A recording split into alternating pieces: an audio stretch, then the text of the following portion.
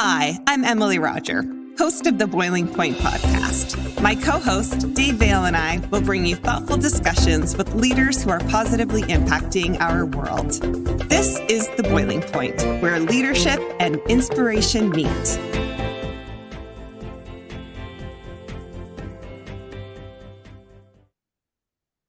Okay, I guess I'm leading this. I've kind of been the co-host, but I invited the guest we're going to bring in, so I'll do my best to take the lead role. Emily, you've been doing such a great job. But I do have you're very good at asking kind of like a thought-provoking question of me generally in our preamble.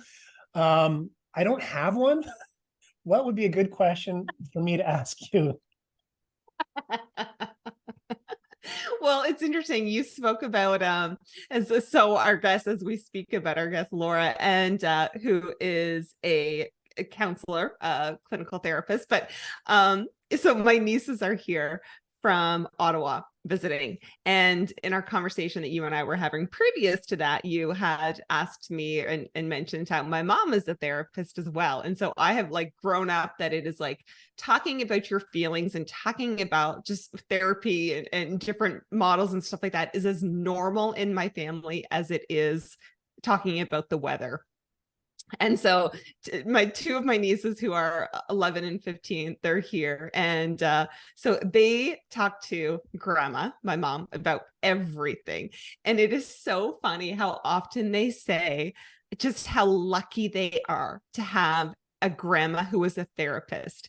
And the 11-year-old niece the other day, she was like, do you know, like people pay thousands of dollars for these conversations and we just get to have them. It's like they are living such a life of privilege by having a grandmother as a therapist. I'm like, yeah, no kidding. Well, and it sounds like they appreciate it. Yeah. Well, you know what's interesting, like a kind of connection for me is my mom, retired social worker, taught social work as well.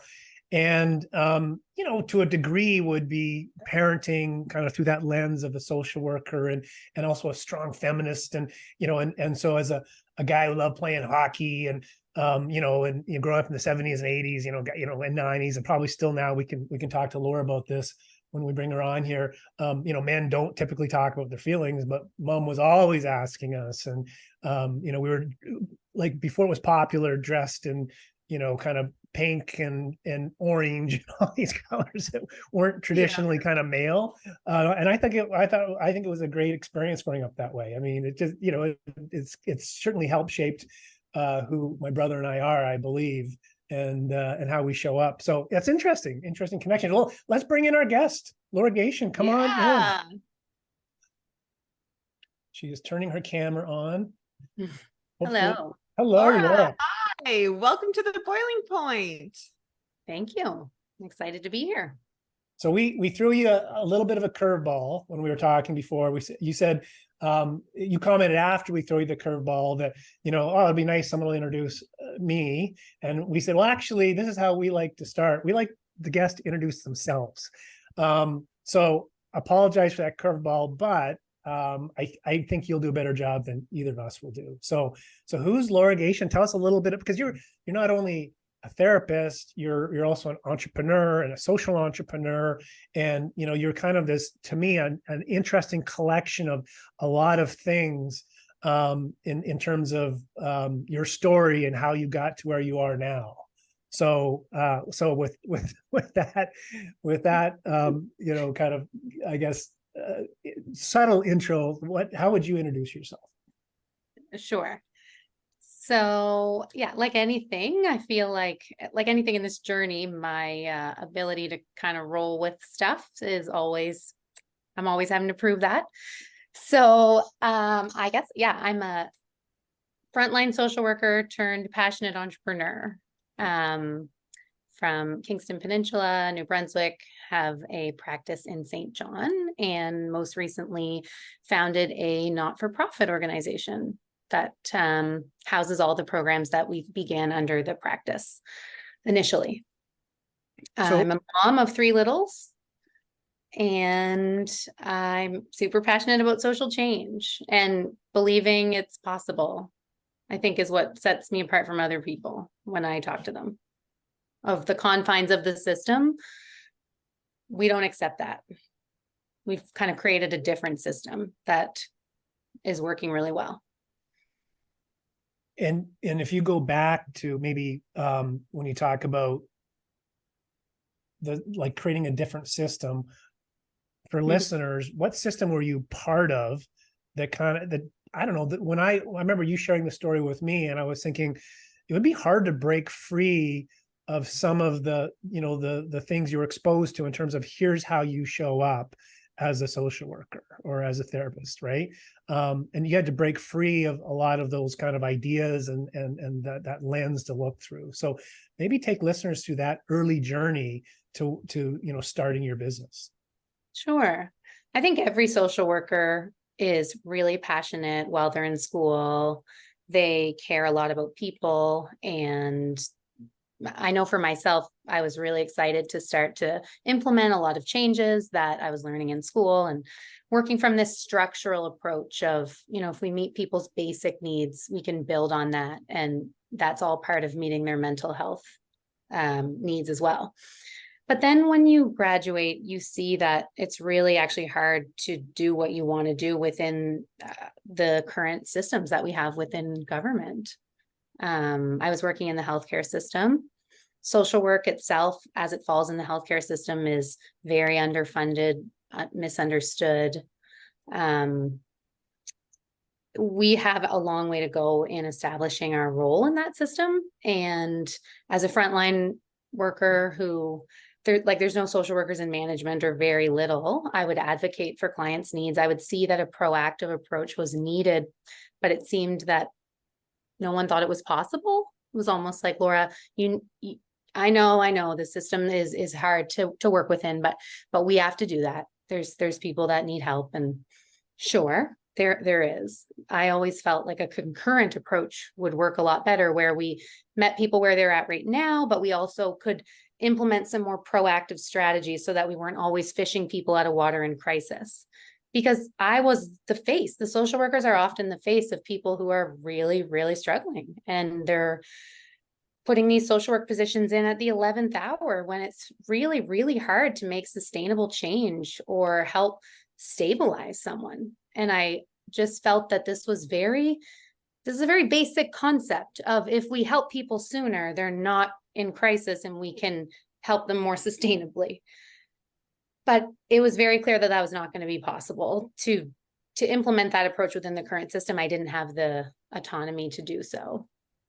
So I decided to embark on a journey of private instead. Also, I could see that your passion gets sucked out of you when you work in a system that is soul crushing. Everything you want to do and everything that you learn in university, you actually can't do it. So I figured that I could sit around complaining and struggling about, the system that it is very flawed, or I could do something about it. And I didn't know that I could do so much about it, and as a collective with my team, how possible it is to make change. It's very possible. You do have to have incredible fight in you. Luckily, I do. I'm a protester by nature. I was that child who, when my needs didn't get met, a lot of kids get quiet. I got louder. So it's very natural for me, if someone says you can't do something, to be like, you watch me go. Underestimate us, that's going to be fun. And I think that is what got us going for a little while, was I was fresh out of that system, just being like, no. Can no one see here? We need to take a different approach. This is not rocket science. Proactivity is not a word that is really spoken about in many systems. That led to a whole bunch of other learnings of, it's more than just proactive care we need. We need to transform the culture around mental health being seen as health. So as we embarked on the journey, one lesson led to another. And here we are now. I could go on and on. Yeah, no. Well, I know Emily's going to chime in for the next question, but I'm going to. So you go ahead, kind of hurtling headfirst into. I'll describe. I think it's entrepreneurship, right? With a vision, with a mission to what you want to support. And I guess, entrepreneurship's tough enough, but my sense from talking to you previously is that it was discouraged in many ways by, maybe people in the social work community. It was kind of controversial, is the sense I got. Oh, we lost Emily. I don't know where she went. She'll be back. Emily's power just went off, so she'll come right back. Okay, that's why she was stuck. Okay, she was actually frozen on the screen. I was waiting for her to chime in. So let's keep going here. So what I think it was discouraged because I think it's maybe seen that if you get stuck on the things you can't control, that you can't help anyone. Like, there is truth in that we do need to help people that need help right now, who are coming across our desks in these systems. I just felt that wasn't the only thing that could be done. We need that, but then we need to help people in a more proactive way if we're ever going to get caught up, because we needed to start swimming upstream is the best way I can describe it. And I think that that's discouraged because it's just not seen as something that you can do. Someone challenged me last week, like, you can't change like government funding models. And actually you can. We have recently received government support for our programs. If you can create it and show that it's a need and it's well responded to, and it's actually supporting the government's efforts, they're going to support it. It was really a no-brainer when you look at the data. Yeah. And so getting started, you must have had some naysayers. You must have had some people that are discouraging what you were trying to accomplish. I mean, I would say initially to think like there was some fear around like, well, are people going to have enough insurance? Is there going to be enough people out there? People are, mental health's very stigmatized. And again, my brain went to, okay, we're going to see who we see in the moment. But as soon as I hired my first associate, that allowed me to really work on the macro stuff of work, like helping people understand what mental health is, why it needed to be addressed early on, why a proactive approach was needed. So it was people on my team. I started building a team so that they could do the micro work. They could really see the clients that we were speaking to while I was working on the macro work behind the scenes. And there's always something. There's the nonprofit only addresses the financial barriers. There's also stigma. There's also the lack of system navigation, the ease of it. It's really difficult to know where to go.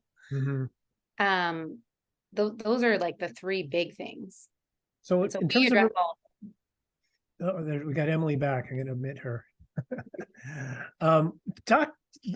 Actually, that's the stigma. Like that's something that would be interesting to address.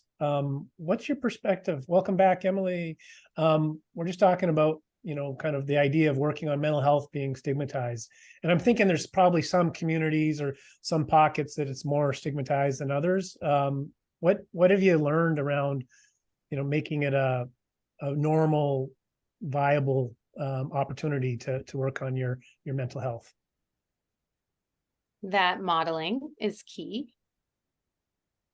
So we first learned that this was something we needed to work on as a practice when we opened up our free Friday counseling clinic the very first week, spread the message far and wide, and no one came. So my mind was saying, like, you can make it free, you can make it easy, and they're still not coming.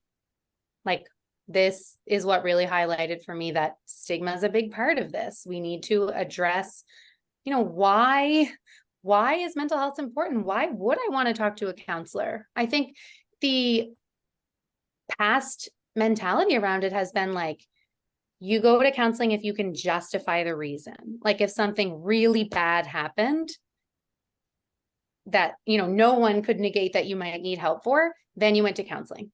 And if you talk to people now, I often ask people, like, do you go to a counselor? Like, very common practice. I bring it up with people all the time. I really do want it to be as normal as going to a dentist. it is your health. It is health. And the more people that operate as such, they're modeling for other people that it's normal. So when people come here and they see people that they know in the waiting room, which I very much want, we have a very public location. We're on one of the busiest roads in St. John. That's not by accident. I know it makes some people uncomfortable. They tell me, some of my clients tell me, I really try to park in the back. Like, and I can validate that there is still that, self-shame, self-stigma for struggling. But concurrently, we also help understand, and you're showing that by coming here, that if you're human, you struggle. There's no amount of privilege or anything that's going to make it so that you don't struggle at some point in your life. You will, if you're human. And we try to really work from a non-pathologizing lens, meaning that we're not fitting people into boxes on if they qualify for a disorder of some kind, like adjustment disorder. I was just talking to someone about, and they said, do you think it's adjustment disorder? Like, they had just lost their spouse and their adult child had moved away. And I said, no, I think it's very normal and predictable that as a human adult, when you lose your partner and your child moves away, that you're going to struggle with some adjustment. A pathologizing approach would say you have X and Y disorder. Our approach is that you're a normal human and you might need support getting through that period in your life. Mental health is a continuum, and we go up and down it at different points in our life. Where I think in the past, it was like black or white. You're either messed up or you're not, using other people's words, like, or, when people say, can you fix me or not? I think all of those ways that we think about things are what led to a lot of stigma. And just changing the way we talk about it and changing the way we approach things, of like, two things can be true at once. You can have a diagnosis and be mentally well, and you cannot have a diagnosis and be really mentally unwell. It's something that's going to fluctuate in our life. And sorry for getting cut off. My power flickered and my computer shut down. And I was like, where did everybody go? It's so windy out. So hopefully it doesn't happen again. So I apologize that I missed out on part of that. But Laura, this stigma and this normalizing, working with a therapist, and that we all have mental health. The same as we all have physical health. We all have and I always think too around all of these things that we're taught in life of do you want to get your license? You go through driver's school and you're trained by someone. You're trained for someone for your career. Yet our core selves, we're not trained in. And how do we just navigate life, yet alone all of these changes and all of these new situations, and the normalizing the conversation that it is, for me, it's more of a red flag when somebody hasn't seen a therapist than if they do, because it is that thing, and being willing to look at yourself and learning how to navigate life and different things that are thrown our way, the big T traumas and those little T traumas. The human experience, it's messy, and there's nothing wrong with you if you're struggling. And if you can help people as part of a proactive way, this helps families. This changes generations. In the past, people would wait so long until they were deeply, deeply in distress before coming to talk to someone. I do see a huge, huge shift in the last few years. Is that right? People being more proactive, getting in early. I'm just curious about your perspective. I was just thinking, I mentioned earlier my mom being a social worker and talking about feelings and all that stuff. And, there's still the programming you get around you from your peers or from, whatever communities you're associated with. And a lot of, I think, as a man growing up, or as a boy and then becoming a man, it was you kind of stuffed those feelings down, right? You didn't really talk about them, and they would come out in weird ways, you were allowed to show it in aggression that was kind of socially acceptable, especially if you played hockey or whatever sport you played. But, emotions, ooh, geez. So despite having that, and so I'm thinking if I didn't grow up in that environment, it would be interesting to see, kind of where I'd be at this stage. But despite even in growing up in that environment, so I'm wondering, like I believe that that's part of your focus is letting first responders and men and know that, hey, this is a normal thing, and I believe so what I'm sharing with you, does that ring true for you? Have you noticed that? You've seen that? For sure. I always make a joke that like men are only allowed to express 3 emotions socially, like hungry, horny, and happy. Like, and those aren't even emotions, but that's like what feels okay. That's what feels socially acceptable. So yes, certainly it's harder for men in general to express themselves. And I think it's often because they don't have models for that, or when they see boys expressing themselves and they see that they get made fun of, or these things there's a lot of implicit messages is what I would say. Not many parents are saying, oh, well, I say this to my, like, or they would say, I don't say that to my son. I don't tell him it's not okay to express emotions, but we often do in a more subtle way. I even notice it in myself between how I parent my daughter and my son. It's programmed in all of us. It's like any sort of bias.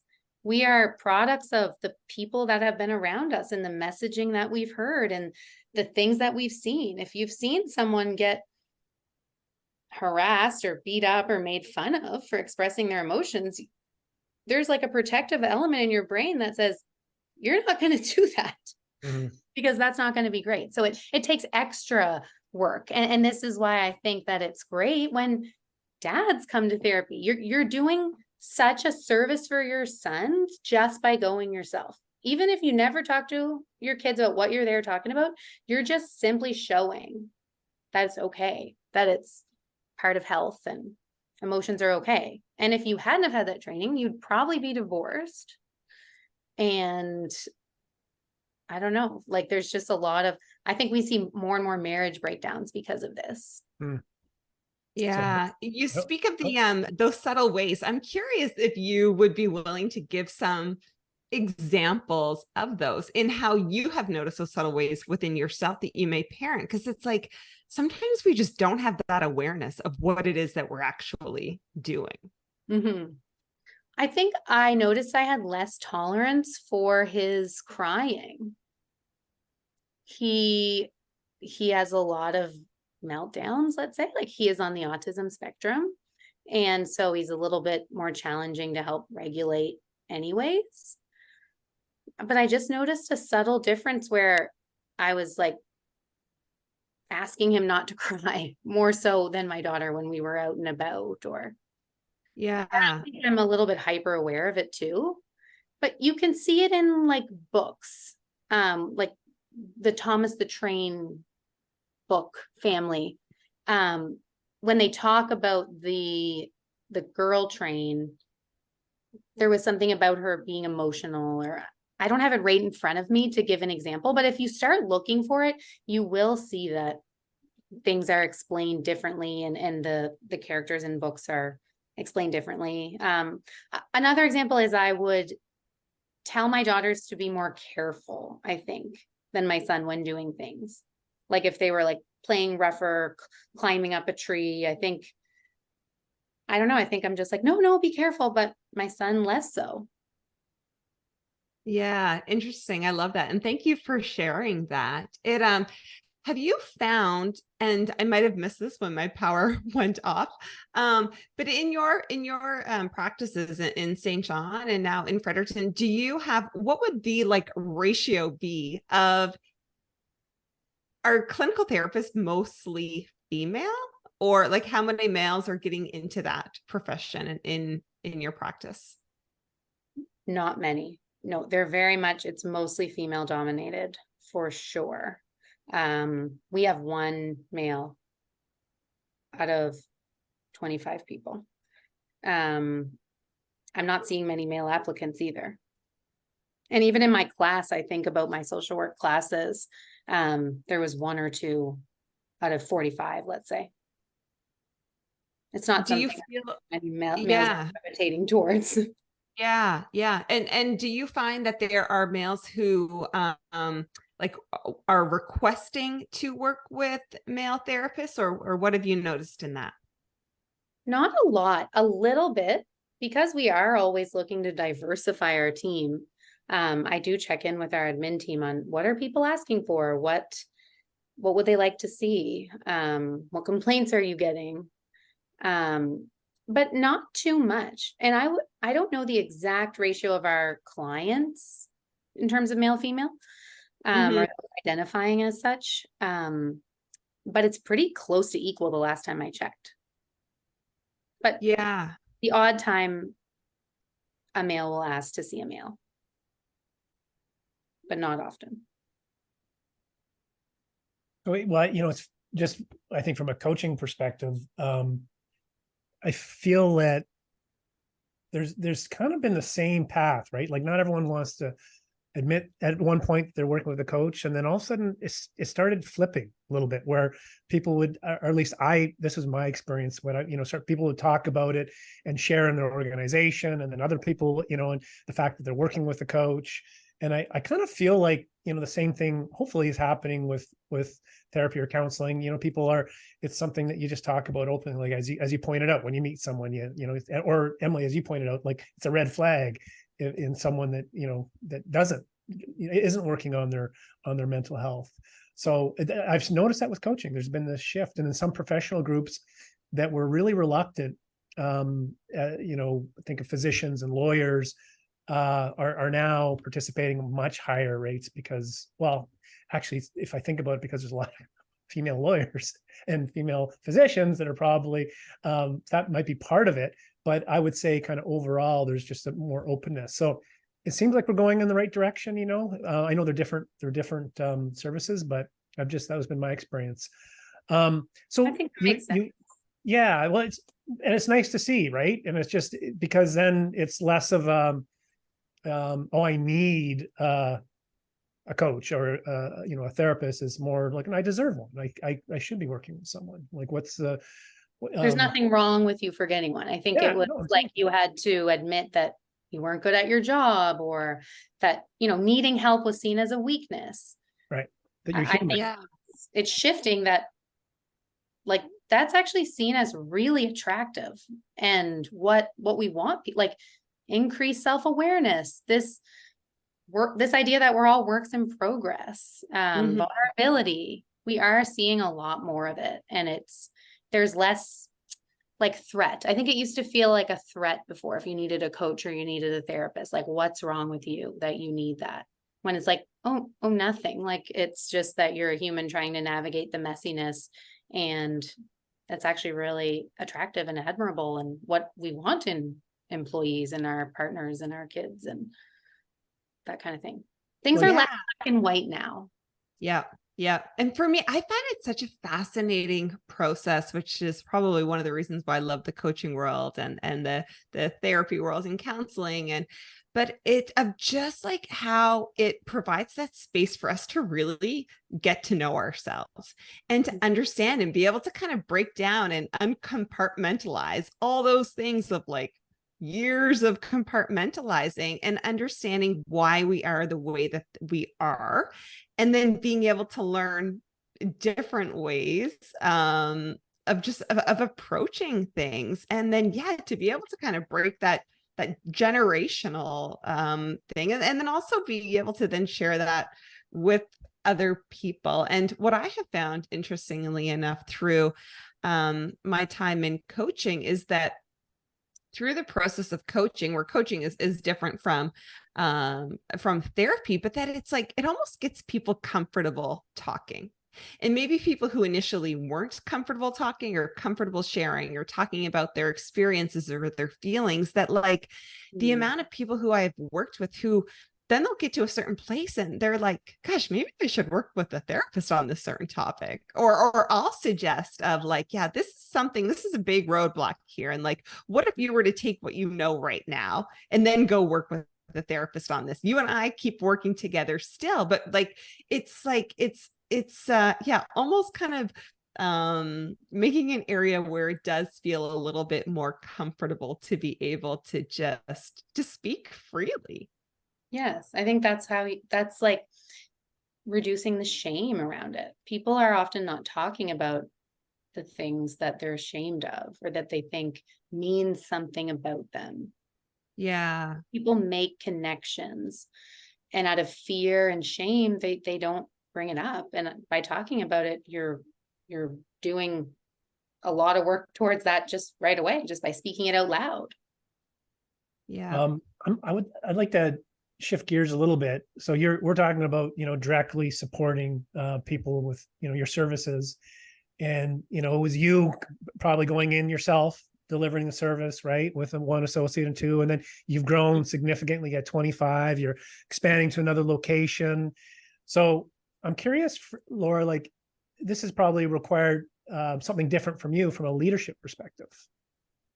And I'm curious about, how, what is your approach to leadership? What are you learning about yourself as a leader? What you're doing, it's not like a franchise that you bought and that says do this, then this, and this. I'm guessing there's been a lot of trial and error, and there's been a lot of ups and downs. So totally. Tell us a little bit about your leadership and approach to it. I mean, how much time do you have? This has been, I'd say, my biggest learning. It's any issue that we've had, I feel like, is connected in some way to the leader's issue, in some way. And then learning, like, the hardest part has been knowing how much of it is me with something that I need to work on, maybe a blind spot I have, and how much of it is the person that, like, what's happening, and just knowing, like, how much of that to own has been probably the greatest common thread among everything. But oh my gosh, so I don't even know where to begin with the number of learnings. It's just how much is connected to my own issues, like not knowing what boundaries to have with people, I love people, I love connection. I want to be close with everyone I work with. As we grew, that wasn't possible. You're constantly making hard decisions that are in service of the clients, the business, and the team. You're always trying to weigh all three of those needs, competing demands. And you try to be as fair as possible. And I learned that it is, like, simply not possible to have everyone be okay with what you've decided. It feels fair from my perspective, weighed everyone's, position on it. And you just have to be okay with not pleasing everyone. And that was hard. I didn't realize how hard that would be for me. I think you have to always be the bigger person. It seems like when you're the leader, like, if you're upset, you still have to model how you want people to act. You have to, be the bigger person. I don't know how you say that correctly, but it just feels like it doesn't really matter exactly what's going on for you. It's your job. Same as parenting, to really manage your own reaction to other people's reactions. Constantly self-soothe, co-regulate, that kind of thing. And that's tough. Yeah, in the moment, and just trying to, no, for sure. And I guess and then when you think about the business, so there's how you're leading, and then there's what the business requires. And I'm thinking of the entrepreneurs that might be listening to this. Mm-hmm. There are some challenges with, how much do we charge? How do we pay? All these sorts of things. When you think of, like, just pure entrepreneurship, what are lessons you've learned there? I think the business piece was less of a challenge for me, because one of the big things that I learned in moving the needle on moving the culture around mental health was that people needed to trust in us, because a lot of public systems were changing. Like they were offering one program this year, and then maybe like there'd be a shift in government and the program wouldn't be there anymore. There was no trust that whatever they could access was going to stay. So I learned how valuable that was.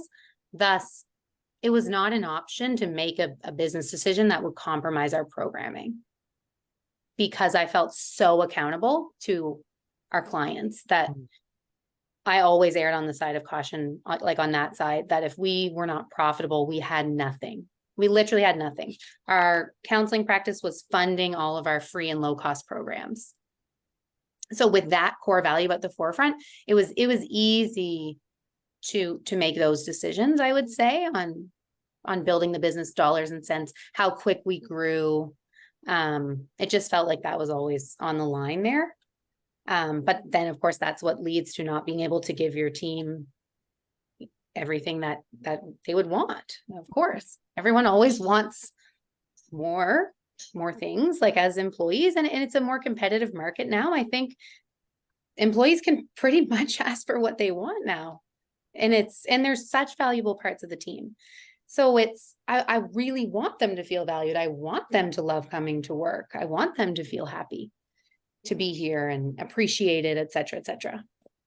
So we're always building on our kind of what's it like to be an experience of it as an associate here, while also trying to balance it with not having unlimited money and having a core value of we're making mental health more accessible. That takes more money than another business. It's always been another expense for us that we subsidize these programs. That's who we are. And we're not going to open a clinic without those. So that's built right into the budget. Does that make sense?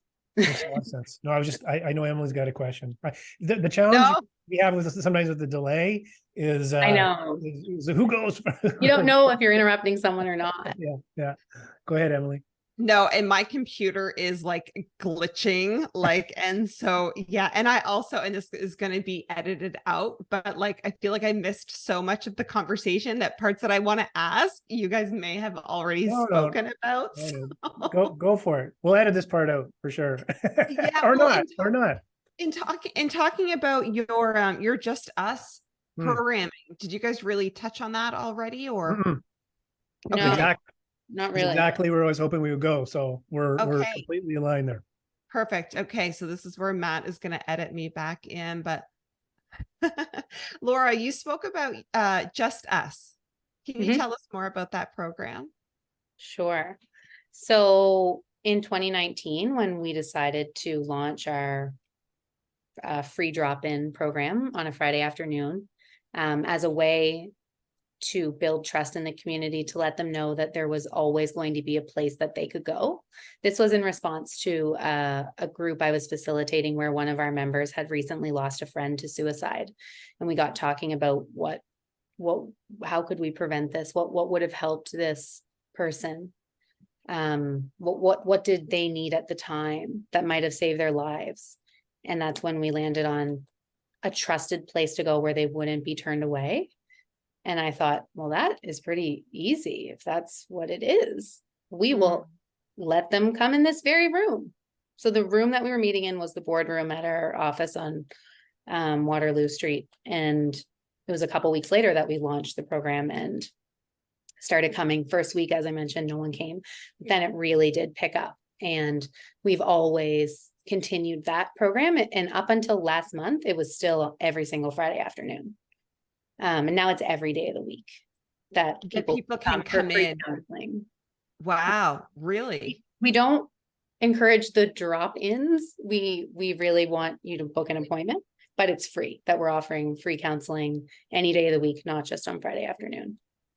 So yes, I guess, so from 2019 to now, we've done almost 5,000 sessions for free or for a low cost. And this came about as a result of me booking appointments in the early days and talking to people on the phone and seeing that they would tell me their whole story. And then at the end of the call, they wouldn't have insurance or they wouldn't have the ability to pay. And I would have just talked to them for half an hour, 45 minutes, an hour sometimes. And I thought, oh my gosh, I'm like contributing to this system that I just left. We have to figure out a way around this. And it was at this time that I was contacted by an intern social worker who was looking to do their placement and said, do you take students? Excuse me. And I said, we do now. You're going to be working in this low cost program so we could charge just a little bit and offer the service at a reduced rate, because our interns are done their university. They're just at the very end of their master's degree, completing their practicum hours. So she started in our low cost program, and then we kept getting interns. That's the thing about how this is a good example of my style. This is the problem. I see the solution. She starts next week.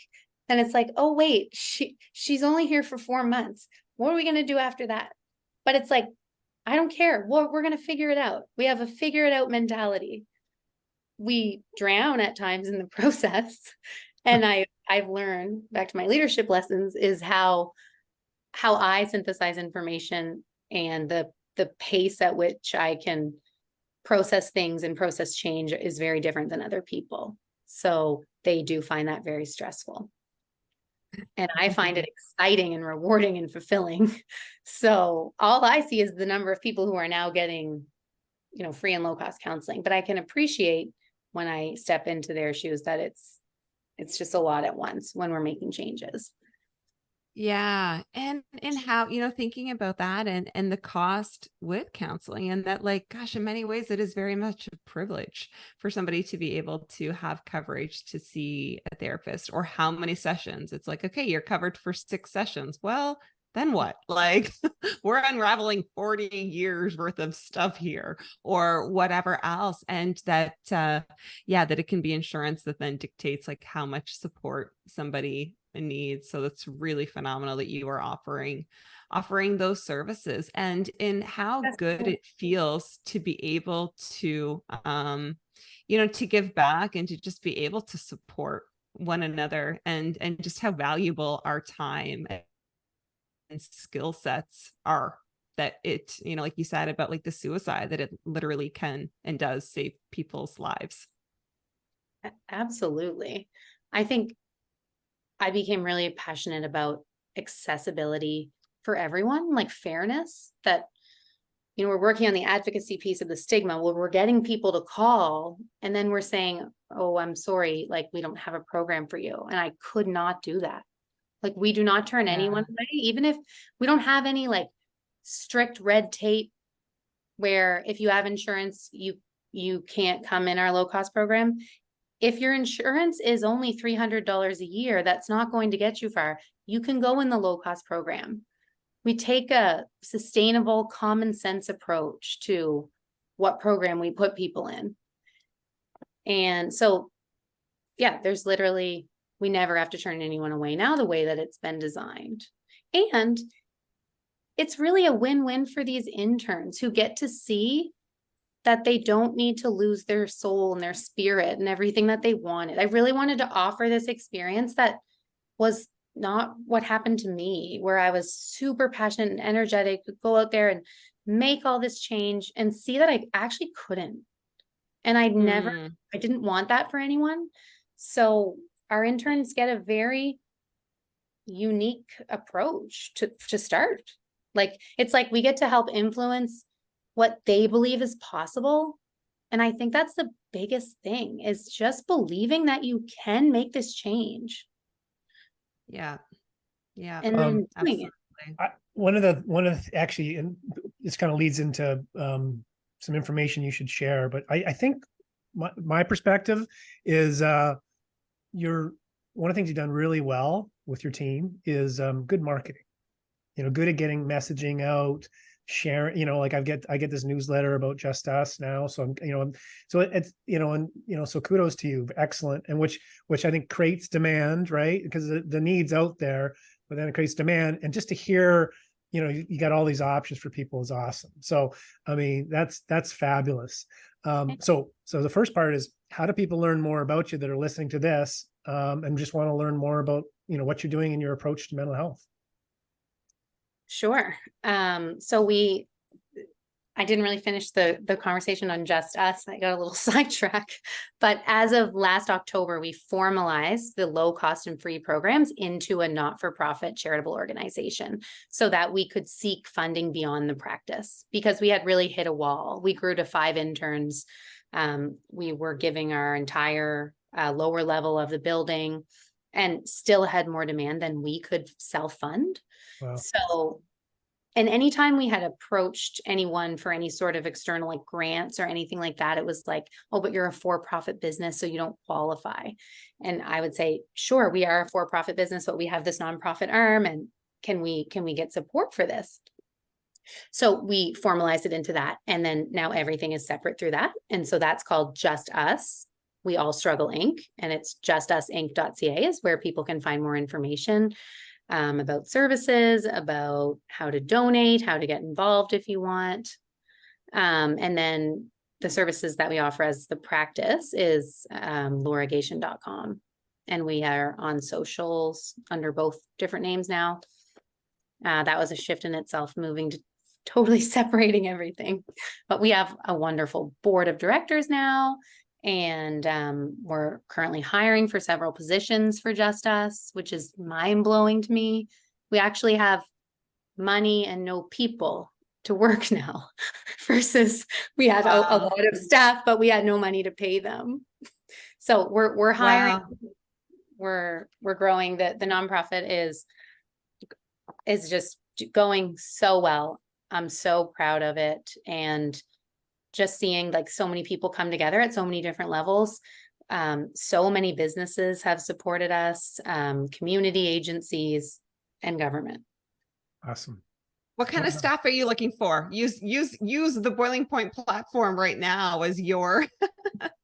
Sure. So we're looking for an executive director, and we're looking for a community development lead, someone to supervise the interns and liaise with the schools. We work with various universities, doing advocacy work in the community, doing presentations.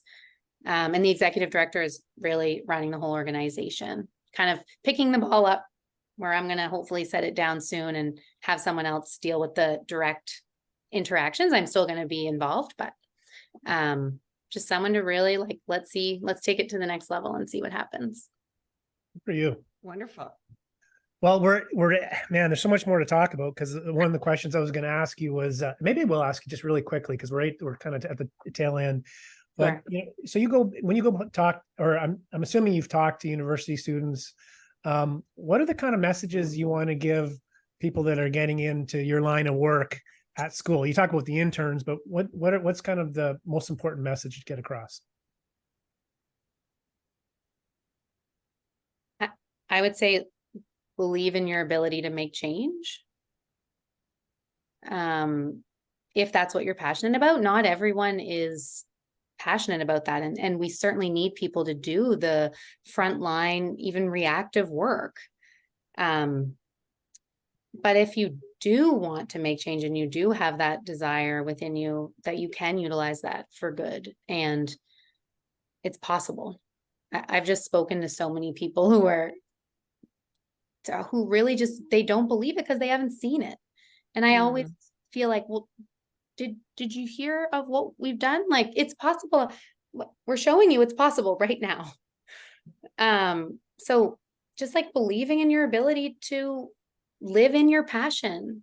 It's certainly not easy, but it's possible, and you're like making change for the next generation. I think that's what really fuels me, is making that larger change. Yeah. I love that. Yeah. Well, then being able to actually present, here's an example of something that here, I'm not only sharing this because I believe it philosophically, I'm actually doing it. So I think that's a really powerful message. So at the end, we do takeaways, and I'm going to ask Emily what her takeaway is from our conversation with Laura, the parts of it that you're involved in. Oh, yeah. Your power issue. Oh gosh. Yeah. Around I think to kind of piggyback on what you said, Laura, about that, like believing like that things are possible, and around like you showing that, like you model it, like you are doing it, and the importance of then putting out there what it is that for all three of us, for what it is that we are doing, because that is like, that's the proof right there that these things are possible. And yeah, in sharing that, it then shows other people that they can kind of tackle those bigger things that from kind of bigger areas as well. And also just around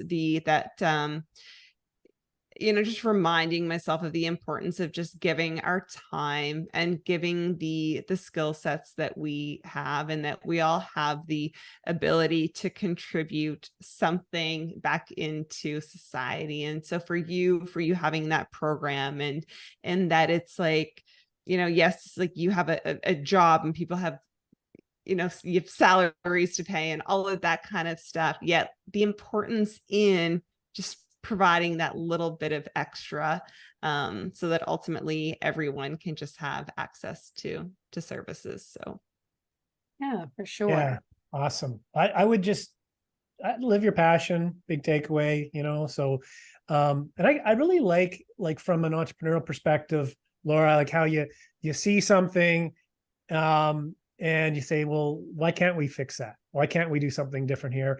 And I think I admire that quality in people, because it's so easy to say, it'll never work or whatever. But yeah. Even just how you started, like Just Us kind of started, or this free support started, there's a demand, an intern comes in. I think a lot of times people think you have to have it all planned out and mapped out. And sometimes you just got to go for it. You just kind of got to respond to what you're hearing and seeing. And you're doing that in spades. So thank you for joining us today and sharing your story. And yes, big shout out to people that are potential next executive director. Hopefully we'll hear this and go, that's my job. And we'll get an application for that. And we'll leave it here. And Emily's going to do our extra. Yeah, so we are going to list all of Amanda's information, and any extras we discuss. We'll add in information about the Just Us program in the show notes, and the best place to find that is on our website at boilingpointpodcast.com. We are active on LinkedIn, Facebook, and Twitter, and we're going to put the video version on YouTube and Facebook. And of course, the podcast is available on all of your favorite podcast platform. So Laura, thank you so much for joining us today and sharing all the wonderful things you are doing with all of our listeners. Thank you so much for having me. This is great. Bye, everybody. See ya. Bye. Thanks, Laura. Thank you for listening. Follow or subscribe to the show on your favorite podcast app, or visit boilingpointpodcast.com for more.